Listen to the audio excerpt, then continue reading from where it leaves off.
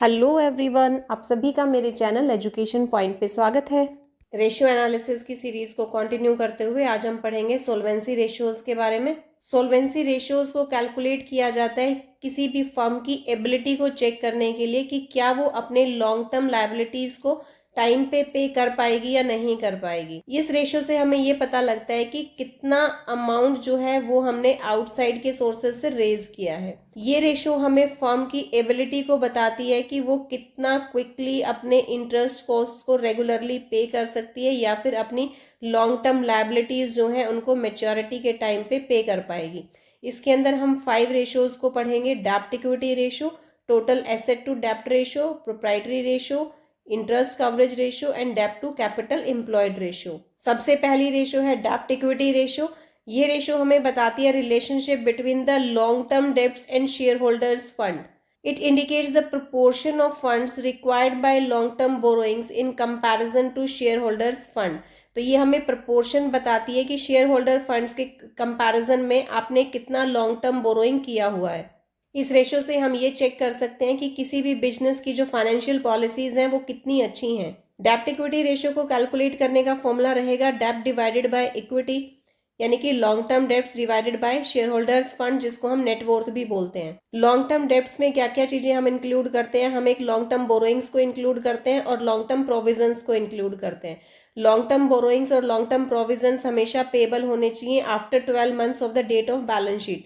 तो जिस दिन आप बैलेंस शीट बना रहे हो उस डेट से अगर हम कंपेयर करें तो वो जितनी भी आइटम्स हैं डेब्ट की वो आपकी 12 मंथ्स के बाद ड्यू होनी चाहिए।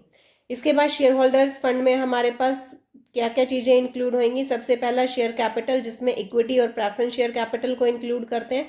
And second one is reserve and surplus, जिसके अंदर capital reserve, security premium, general reserve या फिर balance in statement of profit and loss को कंसिडर करेंगे। बैलेंस जो प्रॉफिट एंड लॉस अकाउंट के अंदर है, अगर वो डेबिट बैलेंस है तो उसको हम लॉस कंसिडर करते हैं, और अगर क्रेडिट बैलेंस है तो ये हमारा प्रॉफिट का बैलेंस होता है। आइडल रेशियो है डेब्ट इक्विटी की, वो 2:1 है, यानी कि हमारे जो डेब्ट हैं वो 2 टाइम्स हो सकते हैं इक्विटी के। इन सभी रेशियोज को बहुत ही क्विकली कैलकुलेट करने के लिए लास्ट में एक बैलेंस शीट का परफॉर्मा बनाया गया है, उसके थ्रू आप सभी रेशियोज को फटाफट से कैलकुलेट कर सकते हैं। तो अब नेक्स्ट रेशियो पढ़ते हैं, टोटल एसेट्स टू डेब्ट रेशियो। टोटल एसेट्स टू डेब्ट रेशियो को कैलकुलेट करने का फॉर्मूला रहेगा टोटल एसेट्स डिवाइडेड बाय डेब्ट। ये रेशो जितनी ज़्यादा होती है उतना ही यूजफुल होता है। इसका मतलब हमने उतने ही कम डेब्ट्स को यूज़ किया है अपने एसेट्स को परचेज करने में। तो इससे हमारा लार्जर सेफ्टी मार्जिन जो है वो होता है लेंडर्स के लिए, यानी कि लेंडर्स जो है वो बहुत क्विकली आपको लोन प्रोवाइड कर देंगे अगर आपकी टोटल एसेट्स टू डेब्ट रेशो हाई है तो। नेक्स्ट है प्रोप्राइटरी रेशियो। प्रोप्राइटरी रेशियो को कैलकुलेट करने का फॉर्मूला रहेगा equity divided by total assets. Proprietors fund और शेयर होल्डर्स फंड बोलते हैं हम इक्विटी को, divided by total assets. Total assets यानी कि non current assets plus current assets. ये रेशियो भी जितनी ज़्यादा होती है जनरली इसको एक अच्छा फाइनेंशियल पोजीशन का इंडिकेटर समझा जाता है from the long term point of view, क्योंकि इसका मतलब क्या होता है कि लार्ज प्रोपोर्शन जो आपकी टोटल एसेट्स का है वो आपने इक्विटी से परचेज किया है, यानी कि आप एक्सटर्नल सोर्सेज के ऊपर डिपेंडेंट नहीं है, बहुत कम डिपेंडेंट है। सभी रेशियोज के जो इलस्ट्रेशंस हैं वो प्रैक्टिकल क्वेश्चंस हैं, वो अलग से एक वीडियो में बनाए गए हैं, वहां पे आप प्रैक्टिकल क्वेश्चंस को स्टडी कर सकते हैं। नेक्स्ट रेशियो है interest coverage ratio. Interest coverage ratio का मतलब है कि आपके पास कितने प्रॉफिट्स हैं, आप अपने इंटरेस्ट को टाइमली पे कर पाएंगे या नहीं कर पाएंगे। Profit before charging interest and income tax यहाँ पे हम इंक्लूड करते हैं, divided by fixed interest charges ये होगा, और इक्वल इसको कैलकुलेट जो है वो टाइम्स में किया जाता है, जैसे 2 times 3 times. Profit before interest and income tax को क्यों लिया जाता है कैलकुलेट करने के लिए? क्योंकि ये वो अमाउंट है, ये वो प्रॉफिट है जिसमें से इंटरेस्ट और इनकम टैक्स की पेमेंट करनी होती है। फिक्स इंटरेस्ट चार्जेस का मतलब है, फिक्स इंटरेस्ट चार्जेस उन लॉन्ग टर्म लोन्स के ऊपर है जिनके ऊपर इंटरेस्ट रेट फिक्स्ड होता है, यानी कि आपको हर साल उतना इंटरेस्ट पे करना होता है।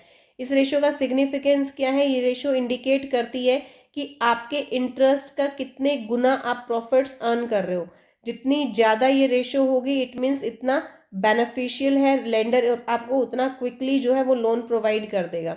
इसकी आइडल रेशियो जो समझी जाती है, कंसिडर की जाती है, वो 6 to 7 टाइम्स कंसिडर की जाती है। इसके बाद नेक्स्ट रेशियो है डेब्ट टू कैपिटल एम्प्लॉयड रेशियो। डेब्ट to capital employed ratio calculate करने का फॉर्मूला रहेगा लॉन्ग टर्म डेब्ट divided by capital employed. Capital employed को कैलकुलेट करने के दो तरीके हैं, आप लायबिलिटी साइड से भी इसको कैलकुलेट कर सकते हैं और एसेट साइड से भी इसको कैलकुलेट कर सकते हैं। अब ये वो परफॉर्मा है जो मैं कह रही थी कि इस परफॉर्मा के बेसिस के ऊपर आप इन सभी रेशियोज को कैलकुलेट कर सकते हैं। आपको सिर्फ ये लर्न करना है कि एसेट साइड में आपने दो पार्ट्स में डिवाइड कर लिया, नॉन करंट एसेट्स और करंट एसेट्स, ये फिर इसका टोटल एसेट्स आ जाएगा। इसी तरीके से लायबिलिटी साइड में हमने 3 आइटम्स लिखी हैं, एक share holders fund, non current liabilities और करंट लायबिलिटीज, और फिर टोटल लायबिलिटीज। टोटल लायबिलिटीज हमेशा इक्वल होती हैं टोटल एसेट्स के। यहाँ पे आपको ये ध्यान रखना है कि फिक्टिशियस एसेट्स जैसे कि एडवर्टीजमेंट, सस्पेंस अकाउंट हो गया, नॉन ट्रेड इन्वेस्टमेंट्स होंगी, ये आपकी कैपिटल एम्प्लॉयड की कैलकुलेशन में इंक्लूडेड नहीं होंगी। नॉन ट्रेड इन्वेस्टमेंट्स कौन सी होती हैं? ये वो इन्वेस्टमेंट्स होती हैं जो आपके डे टू डे बिजनेस से रिलेटेड नहीं है, यानी कि आपने कुछ कैपिटल प्रॉफिट या इंटरेस्ट अर्न करने के लिए इन इन्वेस्टमेंट्स में पैसा लगा रखा है। तो अभी इस परफॉर्मेंस से किस तरीके से आप कैपिटल एम्प्लॉयड को कैलकुलेट कर सकते हैं? सबसे पहले लायबिलिटी साइड से पढ़ते हैं। लायबिलिटी साइड से अगर आप share holders fund plus non current liabilities करेंगे तो आपका कैपिटल एम्प्लॉयड कैलकुलेट हो जाएगा। और अगर हम एसेट साइड की बात करें तो एसेट साइड में अगर आप non current assets plus current assets minus current liability करेंगे तो भी आपका कैपिटल एम्प्लॉयड कैलकुलेट हो जाएगा। यानी कि आपको क्या करना है, नॉन करंट एसेट्स और करंट एसेट्स इन दोनों का टोटल कर रहे हैं, तो इसका मतलब हम ये भी कह सकते हैं कि formula total assets minus current liability है। या फिर आप ये कह सकते हैं non current assets plus current assets minus current liabilities. और current assets minus current liabilities किसके इक्वल होती हैं? ये वर्किंग कैपिटल के इक्वल होती हैं। तो इट मीन्स हमारा फॉर्मूला ये बन गया non current assets plus working capital. अब है नॉन करंट एसेट्स में हम क्या क्या चीजें इंक्लूड करते हैं। नॉन करंट एसेट्स में property, plant and equipment, intangible assets, इनको इंक्लूड किया जाता है। प्लस नॉन करंट इन्वेस्टमेंट्स को, नॉन करंट इन्वेस्टमेंट्स में नॉन ट्रेड इन्वेस्टमेंट्स जो हैं वो इंक्लूड नहीं होंगे। लॉन्ग टर्म लोन्स को इंक्लूड किया जाएगा। वर्किंग कैपिटल कैसे कैलकुलेट करेंगे? Current assets minus current liabilities. Current assets में आप क्या क्या चीजें इंक्लूड करेंगे? करंट इन्वेस्टमेंट्स, इन्वेंट्रीज, इन्वेंट्रीज में ये ध्यान रखिए लूज टूल्स और स्टोर्स एंड स्पेयर्स जो है वो इंक्लूड किए जाते हैं। बाकी किसी रेशियो में हमने इसको इंक्लूड नहीं किया था, लेकिन कैपिटल एम्प्लॉयड कैलकुलेट करते टाइम इनको इंक्लूड करेंगे। Trade receivables, cash and cash equivalent, short term loans and advances और अदर करंट एसेट्स। इस रेशियो का सिग्निफिकेंस क्या है? ये रेशियो इंडिकेट करती है कि आपके जो टोटल फंड्स हैं provided by long term lenders in comparison to total capital employed in the business. तो जितना पैसा आपने लगा रखा है उतने पैसे में से लॉन्ग टर्म लेंडर्स का प्रोपोर्शन कितना है। जितना ज्यादा ये रेशियो होगा हाई, उसका मतलब है कि आपने ज्यादा लोन लिया हुआ है आउटसाइडर से। ये एक रिस्की फाइनेंशियल पोजीशन को शो करेगा। तो इसका मतलब आपके लेंडर्स ने ज्यादा इन्वेस्टमेंट बिजनेस के अंदर लगा रखा है। टोटल एसेट्स टू डेब्ट रेशियो का मतलब है कि आपने जो टोटल एसेट्स परचेज कर रखी हैं उसमें से डेब्ट का कितना पोर्शन है, यानी कि लोन को यूज करके आपने कितनी एसेट्स परचेज की हुई हैं। थैंक्स फॉर वॉचिंग वीडियो, और वीडियो देखने के लिए प्लीज़ वीडियो को लाइक कीजिए और चैनल को सब्सक्राइब करना ना भूलें। Thank you so much.